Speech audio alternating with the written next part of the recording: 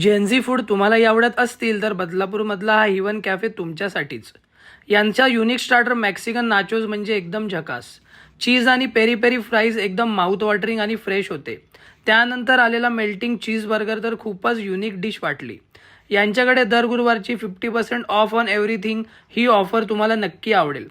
Role डाईसमध्ये तुम्हाला 6 पडल्यास संपूर्ण बिलावरती डिस्काउंट ही ऑफर खरंच अट्रॅक्टिव्ह वाटली.